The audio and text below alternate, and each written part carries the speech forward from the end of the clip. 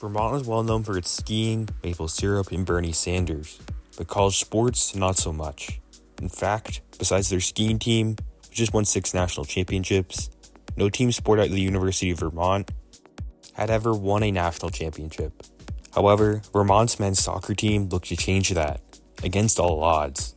Ranked 17th in the country, they were determined to represent both their state and their school, with a chance to make history, create a legacy, and build a reputation to be respected.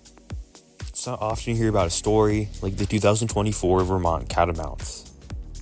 The American East champions faced Iona in their only easy game, winning 5-0 in front of a home crowd in Burlington, then a road test against 7th-ranked Hofstra. You'd think the 17th-ranked team in the country might have a somewhat easier path, but no. Vermont faced challenge after challenge on their path to glory.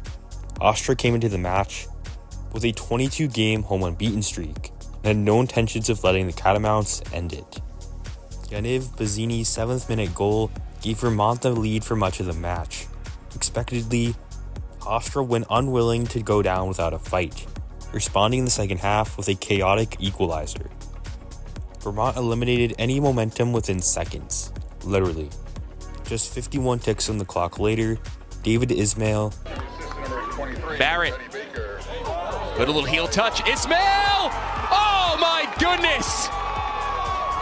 The lead didn't last very long.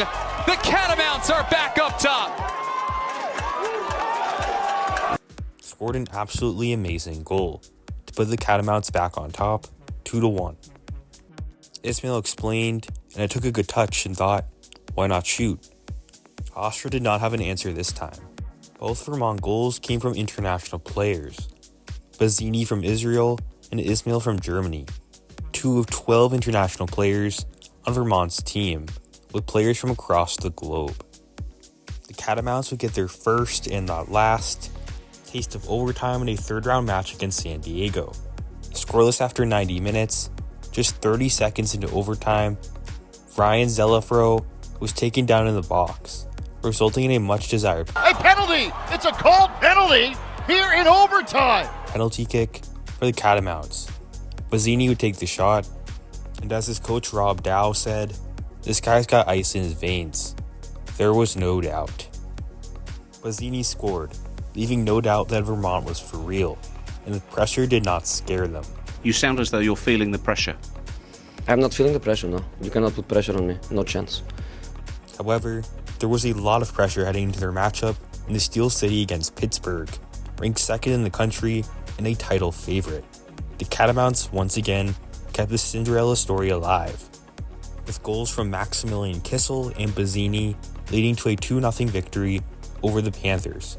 Vermont had reached the College Cup for the first time. The second goal late for Vermont. It's going to push them to the College Cup.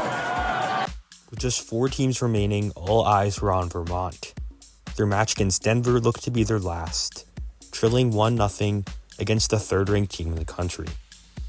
But Bazzini was unwilling to end his streak of scoring in every tournament game. 5-minute mark. Real quick. Good ball. Chance. Bazzini flagged down. There it is. He's their guy. He scored in every tournament game. He does it again at the biggest moment. And tied the match in the final moments of regulation. Denver didn't have an answer for this in overtime, and neither did Vermont. So the always dramatic penalty kicks were to follow. The Catamounts were perfect, going 4 out of 4, and a save from German goalkeeper Niklas Herseg secured the unlikely win and national championship appearance. This magical run to the final Monday night. Then, with just one more win needed to become champions, Vermont would need to somehow find a way to pull off the upset once again, this time against Marshall. The Thundering Herd had the lead with 10 minutes remaining, but the Catamounts had an answer.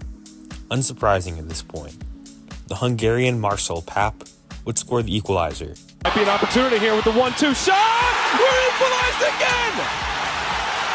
They do it again. It's the sub Marcel Pap.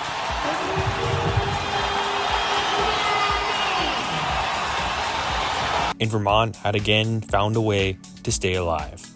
Then the Catamounts were going to put the game away with just 6 minutes left. Kissel got behind the defense, then passed a defender, and a shot. Can Kissel put it away? Oh, just wide! Out for a corner, though it was touched out by Marshall. Kissel can't believe it.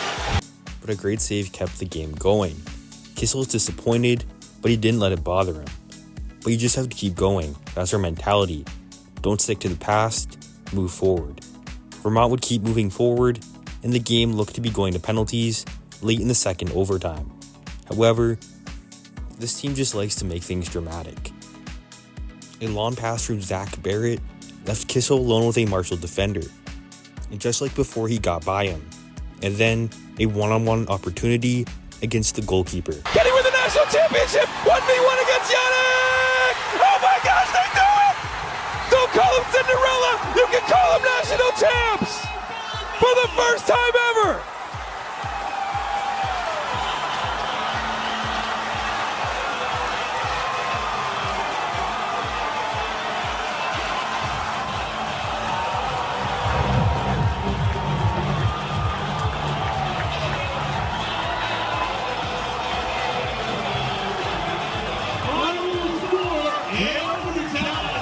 And this time, he didn't miss. Kissel's goal gave Vermont men's soccer its first national championship, Vermont's first national championship in a team sport, and became the first unseeded team to win the men's title in nearly 20 years. As Coach Dow put it, what's most important is your team's culture, and it's a family, and they work harder than everybody else, and you have enough talent to win big games.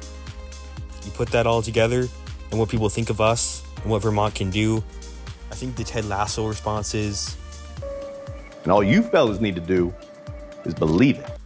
The team returned to Burlington with a hero's welcome, receiving a police escort from the airport. And congratulations from Bernie Sanders on Twitter. It's not often we see these kinds of stories in sports, and when we do, we must cherish them. Because these kinds of teams and moments are what make the games we love special. As always, thank you for watching. Please like and subscribe.